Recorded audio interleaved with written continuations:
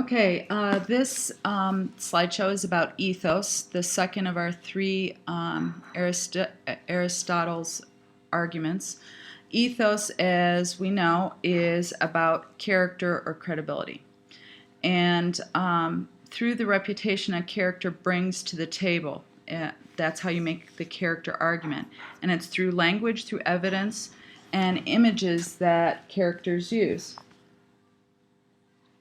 For example, establishing ethos is important in arguments, whether the argument is made by a company, a person such as a presidential candidate, a group like the American Civil Liberties Union, or the Students for Academic Freedom, or an institution such as a corporation, newspaper, or college.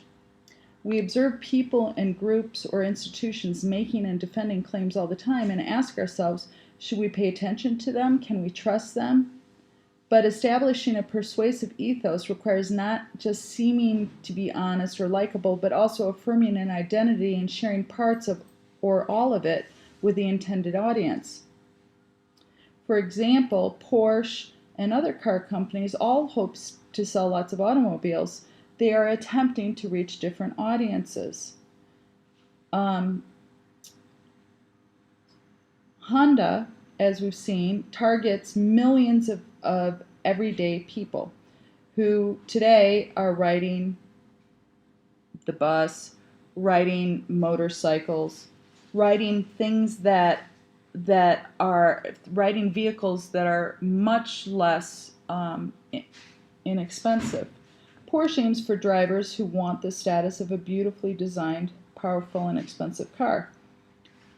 And Tesla is a company that sells electric cars, and so they want to sell those willing to pay big bucks for zero emissions electric cars. So if a company, for anyone building an argument for character or on ethos, is well known, well liked, and well respected, that reputation will contribute to its persuasive power. If there is any problem in character, the company will have to use argument to reshape an audience's perception. Okay. Appeals or arguments about character often turn on claims. What does the audience know about the subject, or what does the author or company know about the subject?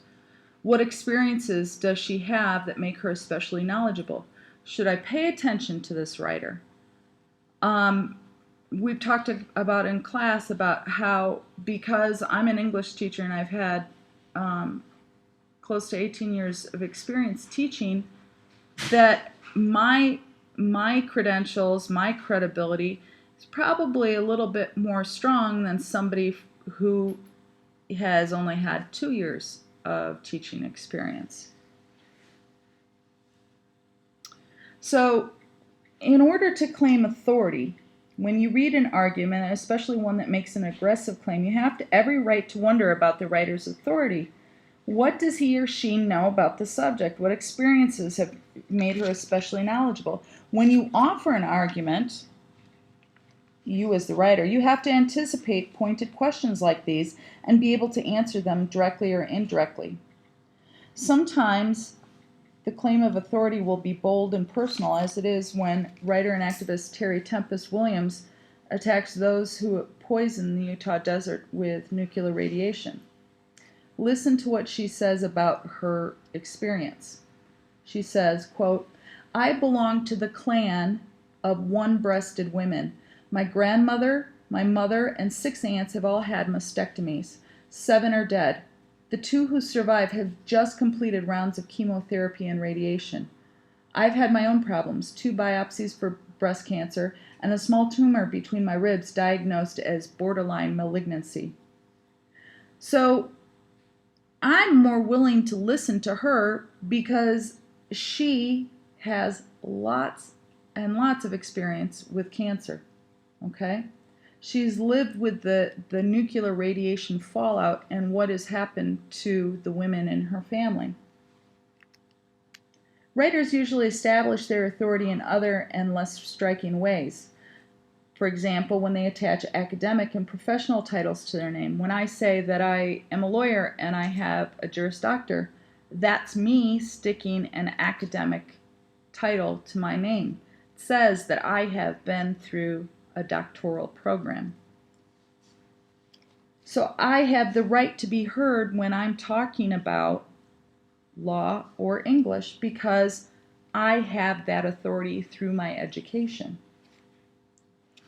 Similarly, medical doctors, psychotherapists, all of those kind of high-end kind of degrees also can state, I have the authority to be heard. Mentioning your employer and the number of years that they've worked in a given field, like my 18 years of teaching. How much each writer can command as far as authority. Here's an example, Mike Rose from Mike Rose's blog. It is certainly accurate, he says, that a number of people do enter higher education poorly prepared, and we do need to think hard about what the current push for college for all truly means, how it can be enacted in an effective way, and whether or not it offers the best remedy for past educational inequality. These are important questions. Articles like In the Basement of the Ivory Tower don't help us answer them. So, what authority does he claim? Do you see any authority? He's saying the we. Okay? So first of all, he's claiming to be one of us. We need to think hard about college for all. What other authority does he claim? It doesn't really say much, does it? But actually, he is an educator and writer. And he is responding, the article In the Basement of the Ivory Tower is a response to an Atlantic Monthly article that he says offers a disheartening portrait of the non-traditional or remedial or run-of-the-mill college student, a portrait common in mass media and in highbrow media particularly. So he's criticizing people who are criticizing college students. And he's an educator, so he does have authority to talk about how people are criticizing education. Establishing credibility. Authority is a measure of how much command a writer has over a subject. Credibility speaks to the writer's honesty, respect for the audience and its values, and plain old likability. Sometimes a sense of humor can play an important role in getting an audience to listen to you. And it's no accident that all but the most very serious speeches begin with a few jokes or stories. Your writing has to visually convey your message effectively. For example, the opening scene of An Inconvenient Truth, the documentary on the dangers of global warming. Al Gore, who later won an Academy Award for this film, takes the stage dressed in a dark suit, holding a PowerPoint clicker and looking very urgent. The global warming slideshow, for which he has become so well known, occupies the huge screen behind him as he prepares to address a large group of students. There's a pause, and then he says, "Hello, my name is Al Gore, and I used to be the next president of the United States." And that's very funny in the United States because there was a whole huge fight in the Supreme Court of the United States as to who was going to be the president of the United States. And unfortunately, Al Gore lost. They thought he had won for a while and he was going to be president, and then he didn't. So his saying, "Hello, my name is Al Gore and I used to be the next president of the United States," is funny to most Americans. Maybe not to you, but humor alone cannot establish credibility, although funny anecdotes may dispose an audience to listen to you. You also have to connect your own beliefs to core principles that are well established and widely respected. And the language that you use shows respect for the readers. But it's really important to acknowledge any exceptions, qualifications, or weaknesses you may have as a writer. You must come clean about your motives. This is the heart of the ethical argument.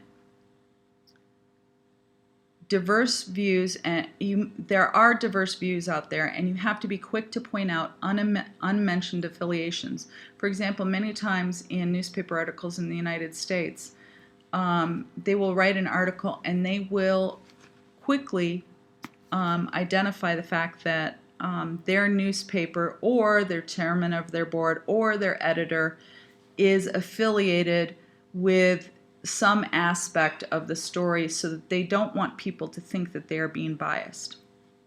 Coming clean about your motives is very common in political circles, because you don't want people to come back and say, oh, you're biased because you didn't come clean about why you are doing X, Y, or Z. Here's an example of a paragraph in which the motives are clearly stated. It's by Jonathan Swift, who wrote hundreds of years ago.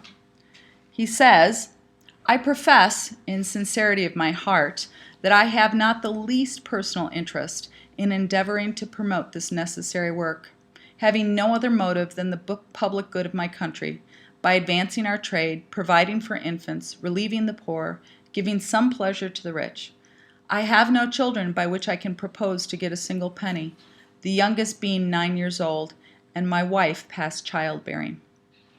Okay, so this is the end of the lecture about credibility or ethos. Remember, you are writing a paragraph using pathos or emotional appeal about the state of the food in the cantina. And when I say that you are writing a paragraph, you are writing at least 5 sentences with no spelling errors and no grammatical errors. Okay, see you tomorrow.